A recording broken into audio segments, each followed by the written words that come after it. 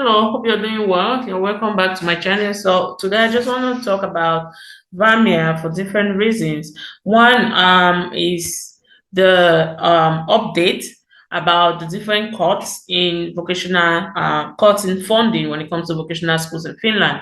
And the second is because they have applications that are open in April and we're already in February. So we have like 2 months to prepare our documents. So first, just a rundown about Vamia. For we all, we I think most of us know about Vamia, but for those of you that are new here, I will just do this so that you get like a clue about this vocational school. Vamia is a vocational school in Finland, and as we all know, vocational schools in Finland they don't charge tuition fees, so it's tuition free. So you can study there, be it for 3 years, 2 years, for free. So the entire duration of your study is free. And their requirements are really quite relaxed as compared to universities or University of Applied Science. So Vamia is just one. We have different vocational schools in Finland. Vamia is just one, but Vamia is also the most populated and most most known, well-known vocational school in Finland due to the different programs in English and also intake. Now we have programs like the cook, waiter, mechanical engineering. We also have like they have this program in to work as a hotel or to work in a hotel or something like that. But let's just go to the specific requirements for English language vocational qualification programs. They have other programs in Finnish, but we are focusing on the English program. So in order for you to be eligible to apply, you must be at least 18 years. There's no upper age limit. You can apply if you're 60, you're 40. There's no upper age limit, but you must be at least 18. You need your vocational, your upper secondary school certificate, from your home country that is equivalent to that of the Finnish education system.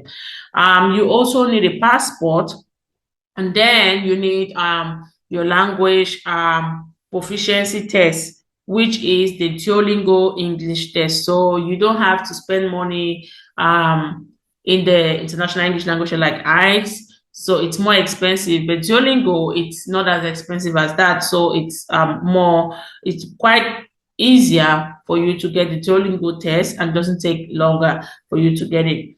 All right, so you can use this to apply for your residence permit. You can move with your family. So it's just like any other student, you getting an admission like in any other university. It's the same thing when it comes to the immigration. So it's the same. You must have when you have your admission letter, you have the right to move with your family. You have the right to move with your spouse. You have the right to move with your children if you're a single mother or a single father. So you also have the right to work 25 hours a week, all right, just like any other student. You're also required to have the means of support as well. Okay, so the fact that it is free doesn't mean you can just apply without showing your proof of funds. You also have, and it's the same amount like any other student. So the only difference here is that you don't pay the fees, but when it comes to immigration, you go through the same,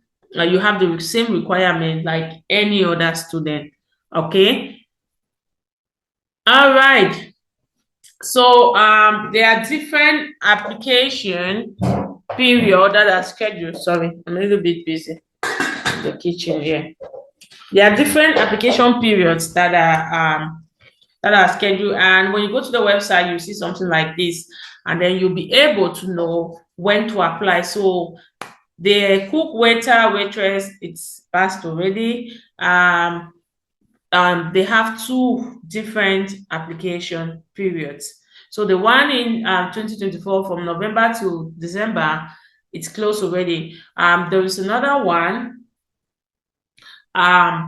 from April, that's the one I'm talking about, from April to May, but you're not starting in August, you're starting in January. So they have the spring and the autumn, this winter and spring, yes, winter and spring intake. All right. So and then you also have the cook and wait and mechanical engineering, that's the mechanics in November to December 2025. But that's like, it's a long time, but I just want you to focus on the cook, waiter, and waitress program, which is from April to May. Now, if you look at the different programs, you realize that they're not talking about a particular program also here, which I think I really love it. And the reason is because they've been a cut in the funding. Okay. The Finnish government has cut a lot of funding from the from like in education. So vocational schools are free because they get their funding from the Finnish government. That's why they don't charge students. But now that there've been a cut in funding, obviously there will be some programs that will not be available. Now, when you go right up to the end, you'll be able to see that due to the deteriorating employment situation and changes in funding for vocational education, we regret to inform you that the application process for the mechanical filter training program has been suspended. Unfortunately, we will not be starting a new training program in the fall of 2025. So I know that most of you have applied to this program already and you're waiting. It's sad, but there won't be a mechanical filter program this 2025. All right. And that's the reason they don't have enough funding, and also the employment situation. So sometimes when we talk about this employment situation, people think that, oh, it's just, lip service. Like this thing it's hard. It is. It's hard. Just the other day in the news, they were talking about like the number of unemployed, highly educated immigrants, the number of employment among highly educated immigrants. Like if you look at the graph, it's like really high as compared to the previous years. So it's not a joke when we are talking about this employment situation. And instead of training students that will not be able to pick up a job, so why are they going to be putting more money into this? Meanwhile, there's no employment opportunity. You understand? So I'm shaking. I'm in Finland, but I'm like, it's getting bad. It's like moving from bad to worse. Um, as we all know, vocational schools are like, when you go to a vocational school, you're already like, oh, you have about 70%, especially something like this. You already have 70% assurance that you pick up a job, because some of these vocational school students, they already start doing the on the job learning, and some of them the companies retain them already. So if this is happening to vocational schools, then just imagine, just imagine universities. So in as much as it is free, and at the same time, now it will become more competitive.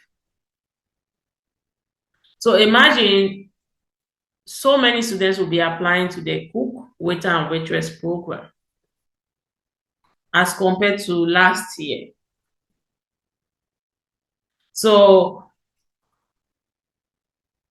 and this I don't think this is just happening to Vamia. I think other vocational schools will follow suit, because there've been protests. The teachers union have been protesting about this cut, but the Finnish government is, they are they are moving forward with it. And these are some of the things that that are going to really affect the education system in Finland. So, um, well, prepare your documents and apply to the programs that are upcoming. I will encourage you to apply as long as you're not paying fees. You can move here and you study in Vamia and things are not going. You can always apply to other programs. Like there's always a way somehow, but I just want you to know that it's not going well yet in Finland when it comes to employment. Remember, I always stress the fact that the employment situation in Finland is difficult. I'm not saying Finland is bad.